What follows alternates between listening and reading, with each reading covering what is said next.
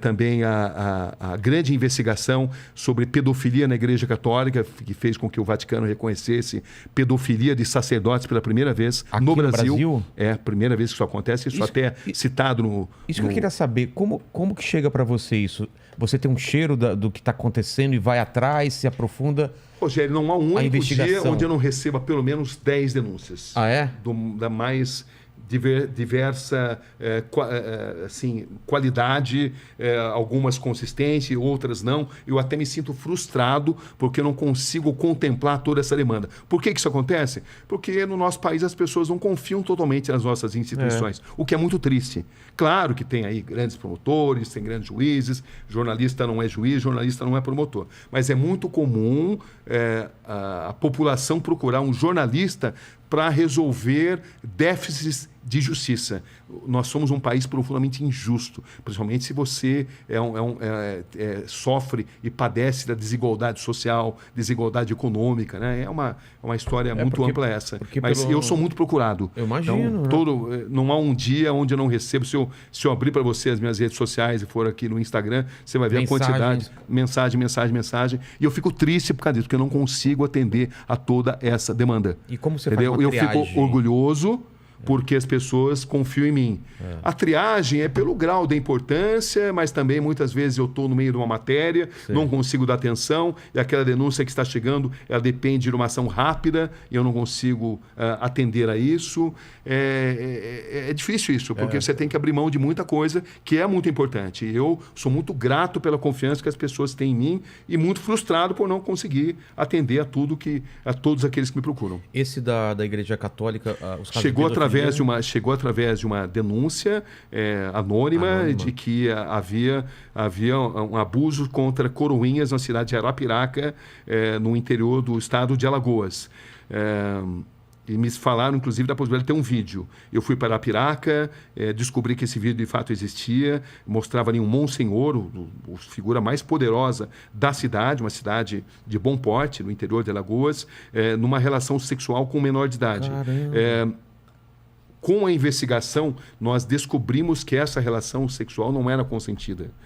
E que havia também ali a confraria do silêncio, ou seja, a igreja local abafava o caso para que isso não fosse divulgado, porque havia muita gente envolvida. Essa que é a verdade. Então, a grande dificuldade nessa história foi de fazer com que as pessoas tivessem a coragem de denunciar. E para mostrar que essa imagem, que era de um coroinha, que passou a ser abusado desde 12, 13 anos, não era um fato isolado.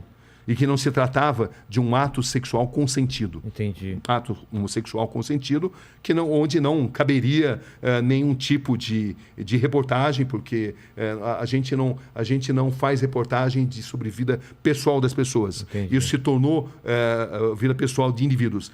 Isso se tornou uma reportagem a partir do momento que a gente notou que havia toda uma estrutura destinada a abusar de menores, ganhando a confiança dessas pessoas, usando o poder da igreja local, e isso era feito de forma sistemática e com a complacência de boa parte da igreja. Claro que estamos falando de setores da igreja. A maioria da igreja não concorda com isso. O Papa atual é um Papa que tem feito um trabalho extraordinário. O Papa Francisco tem uma preocupação. Ele mudou a história da igreja porque ele é uma pessoa de muita dignidade, muito corajoso, e ele, de fato, fez uma revolução nisso daí. Mas na época em que a gente fez isso, não havia essa disposição. E eu lembro que no começo a gente sofreu ameaças, mas foram 7 documentários onde a gente foi evoluindo. As vítimas começaram a ganhar confiança. Depois do primeiro documentário, a gente conseguiu registrar as várias ameaças, até uma matéria muito boa de ser assistida, porque ela mostra, a gente conseguia documentar toda essa estrutura que ameaçava as vítimas. As vítimas eram ameaçadas. Se elas contassem a história, e eles ficaram sabendo que eu estava lá, elas seriam punidas drasticamente, entendeu? E ao longo de 7 grandes documentários, a gente conseguiu ouvir uma infinidade de vítimas, e o resultado final foi que 3 monsenhores, historicamente, foram pela primeira vez condenados. É a primeira vez que isso acontecia, a primeira vez que o Vaticano... A primeira vez que o Vaticano, já teve outros casos de punição, mas foi a primeira vez que o Vaticano reconheceu casos de abusos de sacerdotes contra coroinhas no Brasil. Essa foi um divisor de águas. Um divisor de águas, essa história, um meia-culpa feito pelo próprio Vaticano. Foi muito significativo. Inclusive, como ele é um capítulo repleto de detalhes, é o mais longo, inclusive, esse aí. E quanto tempo você ficou Chama-se Atrás Atrás do altar. É. E para você, como que é quando você pega uma coisa tão escabrosa com isso que é pedofilia e como você tem o distanciamento, mas também você não pode ficar totalmente descolado da emoção, né? Como que funciona? Então, esse é o pulo do gato, né? Esse é o X da questão. Você não pode deixar com que a emoção te prejudique a sua capacidade de apuração. Mas, por outro lado, a emoção ela traz também uma sintonia com aquilo que está sendo vivido. Então, você não pode jamais se tornar um ser humano frio, incapaz de perceber o sofrimento alheio. Você precisa perceber o sofrimento alheio, mas você não pode permitir que esse sofrimento alheio, isso equivale para as guerras, equivale quando tive que dar a notícia da morte do Ayrton Senna, você não pode permitir que a sua emoção pessoal prejudique a sua capacidade de apurar devidamente as notícias e de fazer o seu trabalho. Eu não concordo com repórteres. Eu não concordo, mas também não condeno, né? Repórteres que começam a chorar durante o exercício da sua função. Eu acho que você é pago e é treinado uma vida inteira, não para não se emocionar. A emoção é bem-vinda, mas para não perder o seu grau de precisão no relato dos acontecimentos. Você precisa relatar com isenção, com imparcialidade, e isso requer controle emocional. É fácil? Não, não é fácil. Eu condeno quem se emociona, quem começa a chorar no meio da matéria. Não condeno. Mas, particularmente, a vida inteira eu me preparei, me treinei para controlar as minhas emoções. Mas já aconteceu de você desabar depois? Você desaba depois. Desaba depois. Dias depois, cai a ficha, e você está ali tomando o seu banho e você cai em profunda, às vezes, depressão. Você chora, isso acontece. Mas não no exercício da função ali. Quando você está trabalhando, eu pelo menos sou assim, né? Falando com assassino, falando com... Quando eu estou no meio da guerra, a gente já foi, por exemplo, sequestrado pelas Farc na Colômbia, pelo Talibã no Afeganistão. Essa última vez que eu estive agora, acabei de voltei há poucas semanas, a gente foi sequestrado, mas ao mesmo tempo bem tratado durante 8 horas pelo Talibã.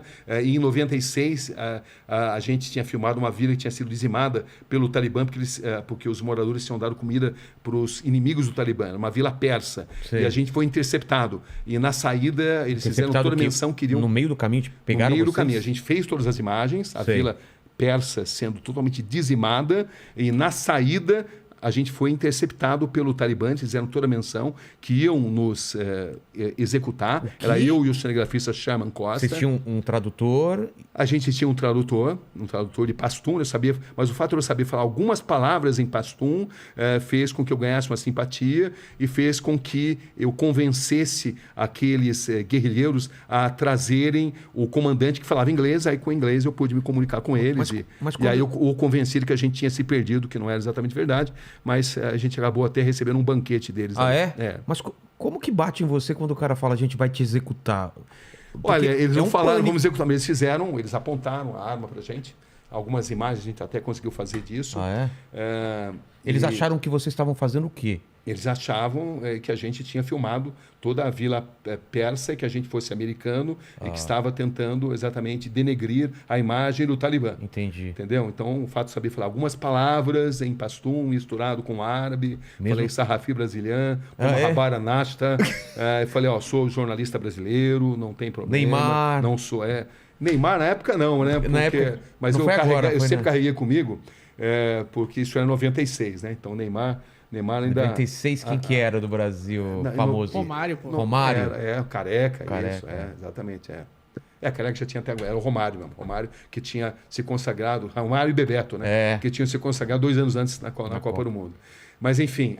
Você carrega umas camisas do Brasil? Eu levo camisa do Brasil e sempre levei comigo também foto do Pelé comigo, entendeu? O Pelé, uma vez, quando eu era correspondente em Londres, ele foi me visitar, a gente jogou tênis, ele foi na minha casa, então eu tinha foto com a minha família, a gente passou assim uma tarde memorável e era uma foto muito íntima. E essa foto íntima me abriu muitas portas, fez com Salvou que muita situação de tensão fosse aliviada. Nossa. Entendeu? O Pelé, ele abre portas em todos os lugares. Até hoje, né? Até hoje. Você fala Pelé, é a magia. Eu sou muito grato a ele pelo privilégio de ter feito grandes entrevistas com ele e por tudo aquilo que ele significa para nós brasileiros no exterior. A história dessa foto, essa é o mesmo período que você falou? Esse é o mesmo período de 96, quando o Talibã tomou o poder. E aí como que é? Inclusive essas fotos aqui foram usadas agora e eles têm muito orgulho dessa época, que foi quando eles tomaram o poder pela primeira vez. O Talibã foi formado em 94, 2 anos depois eles tomaram o poder. Então, essa data, esse tempo da primeira ascensão deles é um momento assim épico para eles. Eles têm muito orgulho disso. Quando você mostrava agora essas fotos serviam para abrir portas e serviram para consertar situações de muita tensão. Porque agora o Talibã voltou ao poder 20 anos depois. A gente acabou de fazer uma série chamada Missão Cabul, que é uma série que cotada para ganhar prêmios e tal. Para você ver aqui como é que é a vida do repórter. Isso aqui já é um rapaz que trabalha comigo, já tentando fazer uma matéria investigativa e sedento por entrar em contato comigo. Fatalmente ele tem que tomar alguma decisão. E a minha vida é assim, a vida inteira tendo que tomar decisões, tendo que construir estratégias para fazer matérias que tragam algum tipo de benefício para a sociedade, né? Mas isso te traz algum tipo de ansiedade? Porque uma decisão errada pode te custar a vida, né? Traz, sim. Nesse caso, Mas também traz assim um sentido de recompensa muito grande quando você consegue ajudar a promover justiça. Nesse caso, por exemplo, dos padres, que você conseguiu trazer justiça, não há dinheiro que pague, né? Tem dinheiro que pague. Ou nesse caso, por exemplo, da ascensão do Talibã, você mostrar que as mulheres foram cerceadas dos seus direitos mais elementares e você ajuda a chamar atenção para a comunidade internacional, você sente que a sua matéria está sendo importante para a promoção de justiça. E não existe sentido na nossa profissão se a gente não ajudar de alguma forma a promover justiça, né? Pelo menos é assim que eu encaro a profissão. E fazer uma transformação. Foi nessa ida que você mostrou os caras sem orelha? Que eles cortavam a orelha ou não? Você cortava a orelha, foi no Iraque. No Iraque? Foi 2 anos antes. Um ano antes. Tinha essa história, mas Iraque não era... foi em 95. Havia uma grande lenda. O governo de Bagdá, o Saddam Hussein, o Tariq Aziz, que era o vice-primeiro-ministro, o homem que aparecia para a imprensa internacional, desafiava jornalistas internacionais a provarem que eles cortavam a orelha daqueles iraquianos que ousassem se negar a servir o exército. Entendeu? Isso sempre circulava, mas eles desafiavam jornalistas a provarem isso. E nós conseguimos provar. Eu vi essa cena. Isso. Quem que puxa o turbante, alguma coisa que mostrou? Essa foi a segunda situação, né? Porque, na verdade, eu fui beneficiado pelo fato de que a gente estava ali em Bagdá, com o Saddam Hussein, e 24 horas por dia, monitorados pelos agentes do Saddam. Eles estavam do lado. Eles estavam lá, eles sabiam tudo onde a gente estava, o que a gente estava fazendo. Quando você apontava a câmera, o cara falava aqui pode, aqui não pode? Exatamente. Então, como é que eu ia, por exemplo, para Saddam City, onde estava a grande maioria silenciosa, né? Porque é o seguinte, internacionalmente, os xiitas são minoria. Tá. Os sunitas são maioria. São maioria. Mas os xiitas, no Iraque, eles são maioria. Uma maioria que jamais conseguiu deter o poder. E eu sabia que grande parte desses soldados que tiveram a orelha cortada estavam num lugar chamado Saddam City, porque em Saddam City havia contingentes de soldados, pelo menos havia essa informação, que se negaram a servir o exército e tiveram as suas orelhas sumariamente cortadas para servir de exemplo. Eles eram sunitas? Eles eram xiitas. Xiitas, exatamente. O Saddam Hussein sunita. O Saddam Hussein sempre perseguia os sunitas. No Iraque são são minoria. Tá.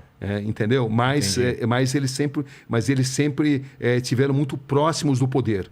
Era uma minoria que sempre deteve um poder econômico maior. Tá. Entendeu? Os sunitas, se você considerar o islamismo internacional, são maioria. Mas dentro do Iraque, os xiitas são maioria. Tá. Né? Esses xiitas são apoiados pelo Irã, que é um país xiita, por exemplo. Né?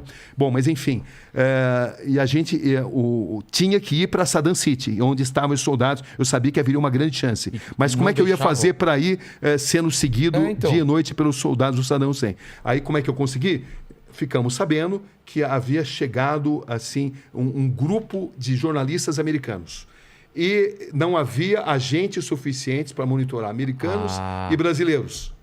Então, o sabedor disso falou assim, olha, a gente está meio doente aqui, meio cansado, e também a gente está afim de jogar tênis, entendeu? Para relaxar um pouco.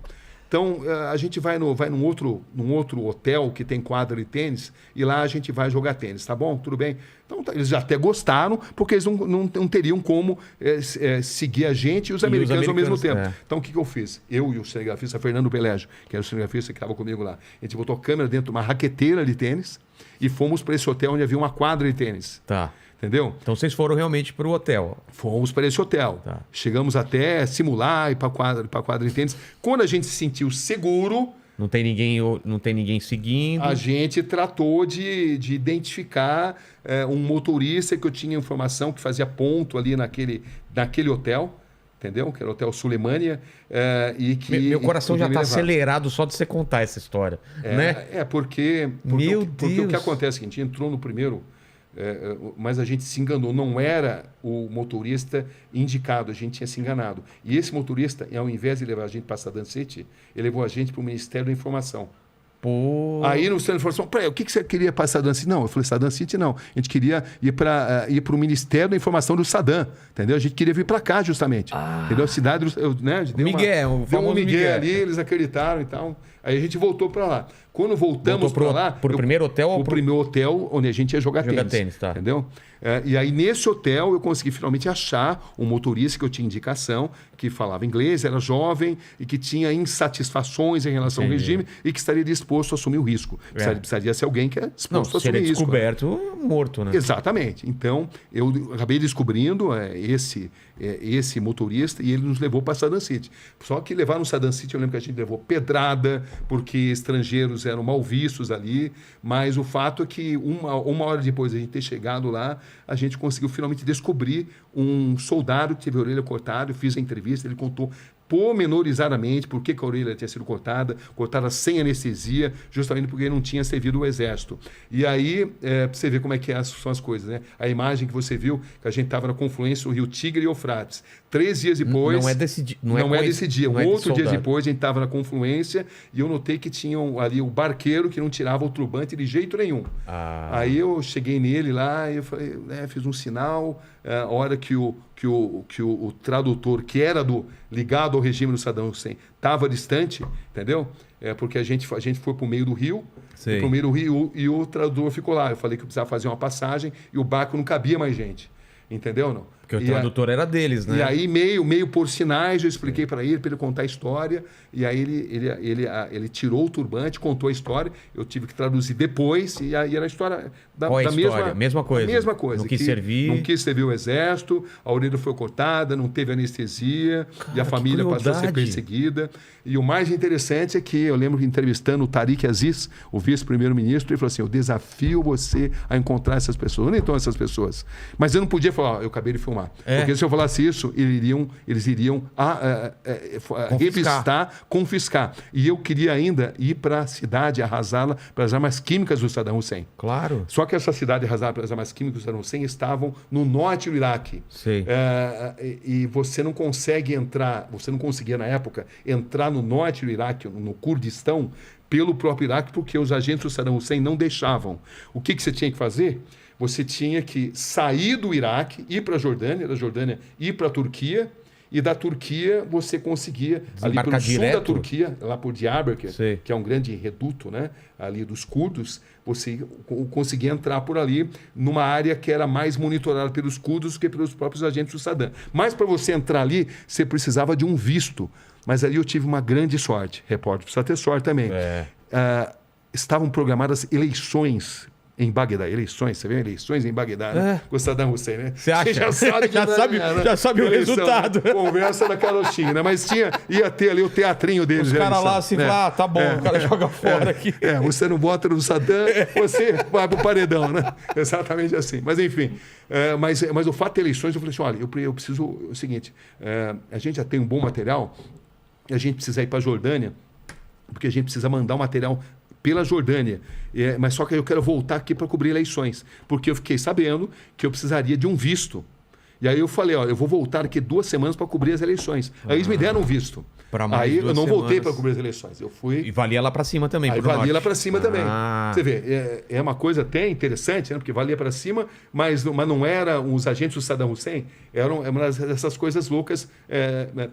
Da política internacional, como agora no Afeganistão. Para você entrar no Afeganistão nesse momento, você passa por um posto do ex-governo afegão que foi deposto, mas para você, mas acontece que os paquistaneses só deixam você entrar no Afeganistão com autorização de um governo que foi deposto, que não existe mais. Que doideira! Era a mesma situação ali, lá no Iraque também. Você tinha que ter um visto, embora você soubesse que não seria fiscalizado pelos próprios agentes do Saddam Hussein, porque eles não controlavam aquela área. Era parte do Iraque, mas era uma área controlada por 3 diferentes grupos de curdos. Entendeu? Você não usou o visto? Usei o visto porque os agentes de imigração turca, eles pediam. Eles pediam, você tem o visto? Eles só te deixavam passar, se não te deixavam passar. Era uma ironia, contradição totalmente, porque era um visto de um governo que ali não tinha influência, né? Que ali não mandava. Mas, enfim, você conseguiu chegar nós conseguimos, nas armas? Nós conseguimos. Foi uma reportagem de praticamente 2 meses ali, né? Entre a parte controlada pelo Saddam Hussein e a parte não controlada. Fez toda a volta. Toda a volta, mas por quê? Eu queria entrar, porque eu queria ir na cidade que tinha sido arrasada pelas armas químicas do Saddam Hussein, que o governo também contestava, dizia que isso era mentira, que não era culpa deles, que era o Irã, né? O Irã que na época tinha a grande guerra entre Irã e Iraque, então eles culpavam os iranianos pelo que tinha acontecido, pelo uso de armas químicas, inclusive, mas enfim. O que você viu lá? Olha, eu vi uma cidade chamada Halabja. Primeiro, vilas inteiras dizimadas, mas o que mais impressionou por armas químicas. Então, as construções estavam em pé. Algumas estavam, outras não. E eles usaram lá. Era um tipo de gás que espalhava elementos químicos e a água ficava contaminada. Então, o nível de doenças congênitas era absurdamente grande. E isso tinha passado, inclusive, já há alguns anos isso, mas era um lugar que o Saddam Hussein protegia e não deixava jornalistas internacionais terem acesso. Claro, né? Ele não queria que... Exatamente, ele não queria, era uma propaganda que não interessava para ele.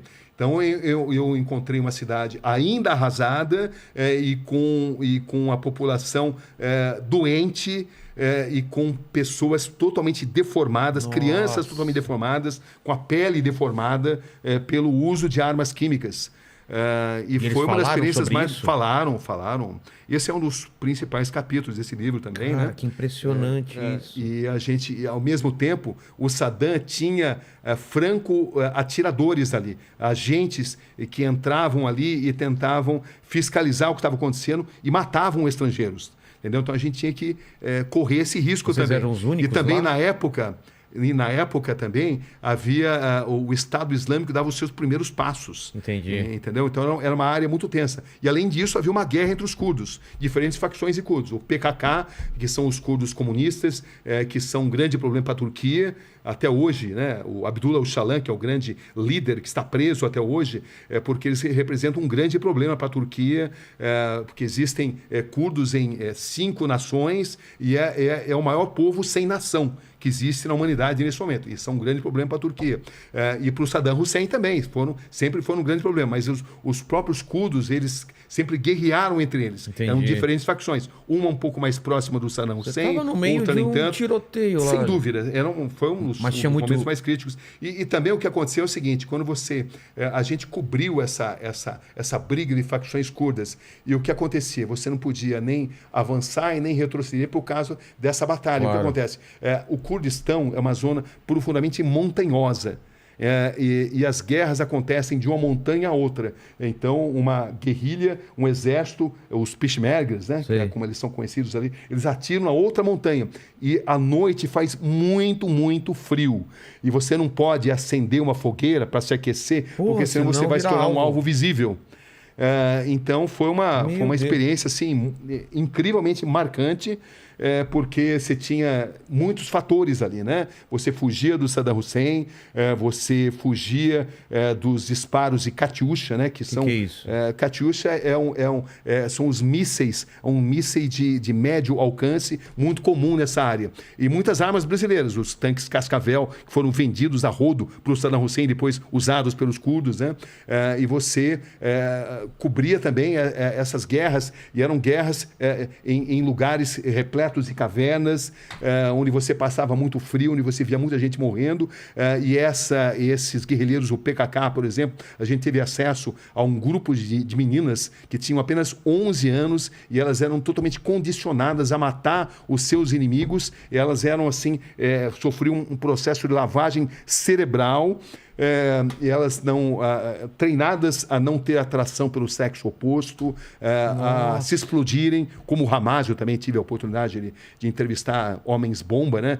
Os jovens que são treinados para se explodirem em nome de uma causa, né?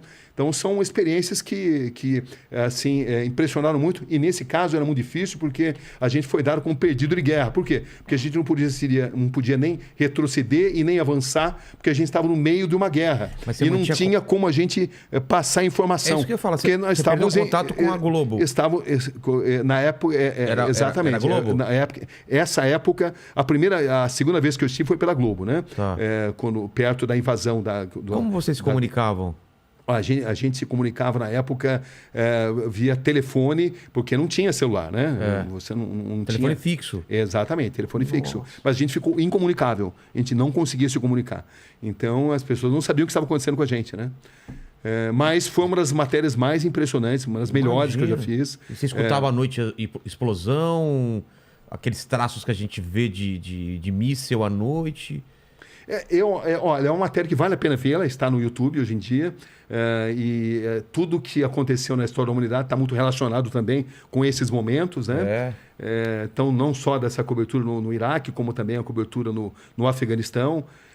Era um outro tipo de guerra, né? As armas eram menos potentes do que existem hoje.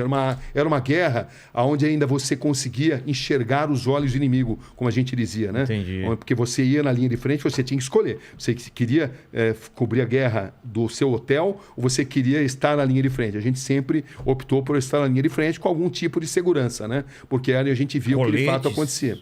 Usavam os coletes em alguns momentos, em outros não, porque quando você entrava em vilas que estavam dizimadas, eram pessoas que não tinham, às vezes, nem o que vestir, e você entrava ali como um astronauta, era como se você comunicasse para aquelas pessoas, olha,